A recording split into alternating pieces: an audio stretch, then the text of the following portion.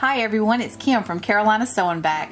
I thought maybe today we would take a look at some of the accessory feet that actually come with your machine. I know we always have a lot of questions about those. They're simple little feet, and yes, you probably need them for most of your utility stitches that are built into your baby lock.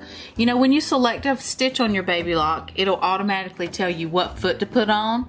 And so this is the feet that we will be discussing today. These are not additional accessory feet, but yet the ones that come standard with your machine. So I know that you know about some of the basic like the N and the J. We might take a look at those, but I thought let's start with the buttonhole foot. It's a simple, easy foot to use. And I know it looks a little confusing and big and cumbersome, but this is what the foot looks like. It's the A foot. If I go to my buttonhole menu on my machine and I go ahead and select a buttonhole, it's going to tell me to go ahead and put that A foot on. Now the way you select the buttonhole size with your baby lock is you take the button that you're sewing a buttonhole for and you drop that in the back tray. And that tray moves, so you just get it adjusted so that it fits nice and tight. We're then going to take the foot and put it on the machine, attaching it to this bar right here. So when your ankle comes down, it's going to attach to this bar. Your button is located in the back of the machine, and you'll bring down this tiny lever that's located in the upper left-hand portion. There's only one lever up there, so once it comes down, you're fine. And you want to make sure that it's located in the back of this metal piece here. Once you've selected your buttonhole, we've got just a regular bar tack today.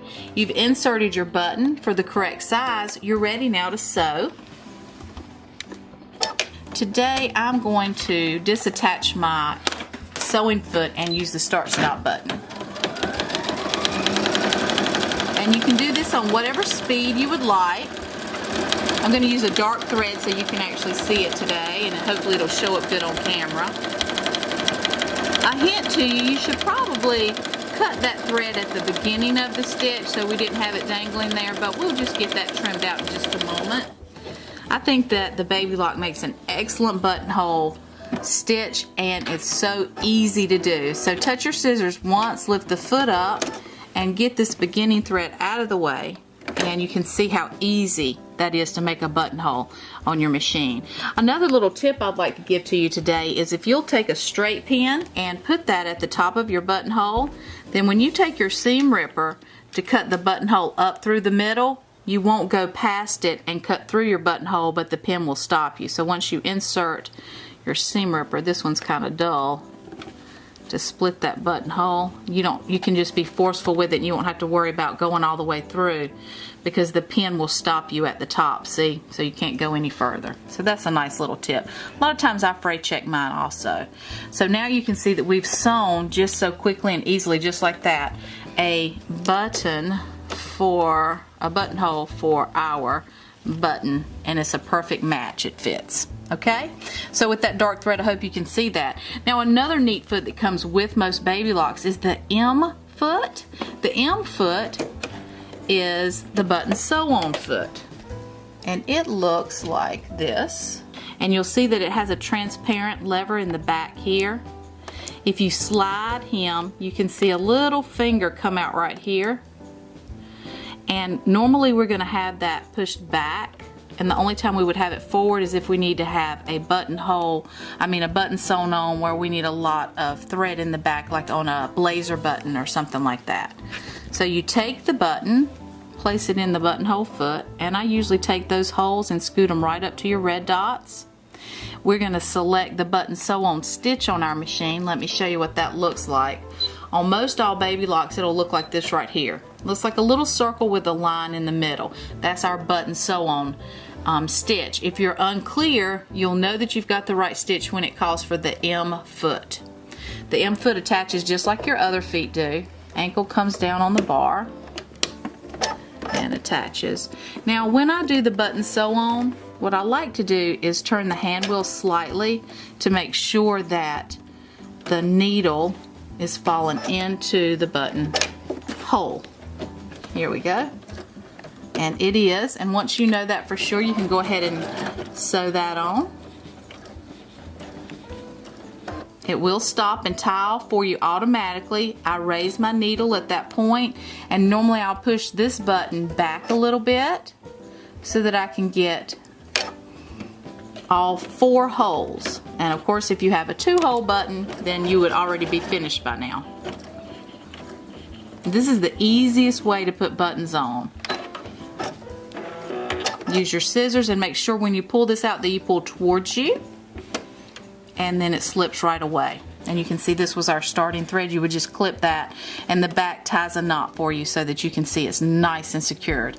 So that was our buttonhole foot, our A foot, our button sew-on foot, our M foot. Now let's see what else Baby Lock has for us over here. Your zipper foot, I know you've all probably used that before. That's a simple little foot, your I foot. I'm gonna put him back in because I want to talk real briefly with you about the G foot. Our G foot is an overcast stitch foot, and when you've selected the right stitch on your machine, it'll tell you to put this foot on. I like this foot. I know many of you probably already own a serger, and if you do, a serge stitch is so much easier to run through. But if you need a quick little overcast stitch and you didn't want to pull your serger out and change all your threads, you can certainly use your G foot. It'll give you an overcast stitch, has a guide on the foot so that you can follow that guide on the edge of the fabric, and then a bar is located right in the center, and that bar is where the stitches are formed, and they slide off of that bar on through the back and lay onto your fabric. This bar is not connected in the back, so let me show you exactly how that works. Once you get that attached, and I'm just going to quickly select a stitch for us, and I'm going to feed this guide on the edge of my fabric. And I know that when I do that, I can assure myself that I'm going to get a nice overcast stitch right on the edge of my fabric, and I'm not going to have to worry about anything unraveling. And because I'm feeding it right on the edge, it'll fall in the right spot for me. And don't forget, the bar that's located in the center of the foot is the one that the stitch is formed on. Now let me show you what nice work that does. Since there is that bar there, you don't have any tunneling. Your stitch falls right on the edge of the fabric like it's supposed to, so there's no unraveling. You can throw that in the wash and it washes up really nice. You can see the back side and the front side look really great. A serger's going to give you a nicer job because it'll trim, also gives you a nice serge stitch, but I do love to use this on a lot of my projects because it gives you a nice stitch, and of course you only have your bobbin thread and your top thread, and you have a lot of different overcast stitches that you can choose from on your Baby Lock. So another foot that comes standard with your Baby Lock is the R foot. The R foot, it's going to indicate it at the top. You'll have your R here.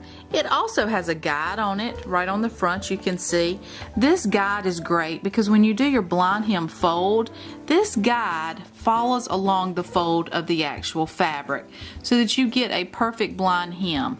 Your machine, usually on most computerized machines, will also have a built-in video to show you how to do the blind hem fold along with the blind hem using the stitches that are built into your machine. So it's a really nice feature to plug into on your Baby Locks.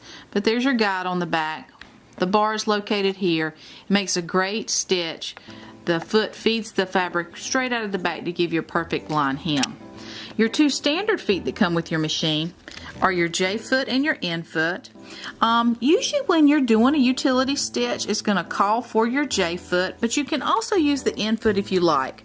Let me show you the differences on these. You'll notice that your N foot has a center cutout groove, and your J foot has a cutout groove to the left. Your N foot is totally transparent in the front, whereas your J foot has a metal bar across the front that blocks your view slightly. The front of the front foot here is completely transparent, so you can see up until that point. They both connect to your ankle here and here, so you can see that part. The N foot is a bit wider than the J foot, and I'll show you why. If you turn the feet over, you can see that the N foot actually has a cutout groove in the back. And the nice thing about that is if you are doing a satin stitch or a scallop stitch or something like that on your machine, sometimes decorative stitches lead to thread that's kind of piled up, and as it's feeding across the fabric, if it's a smooth foot, it might hesitate as it feeds across, but if we have a tunnel cut out of the back, that gives it just a nice spot so that it can slide across those stitches once they're laid on the fabric. That's the biggest difference between the N and the J foot, but you can use both of those on all your utility stitches. So we've covered the basics that come with your machine today. You may want to look first in the future to cover some of the different accessory feet that come with your machine. Remember that the A foot is your buttonhole foot, the M is your button sew on, the I is your zipper foot, the G is your overcast, the J and the N both are utility feet, and our R foot is our blind hem stitch foot. I hope you were able to learn something today and pick something up. Please join us again.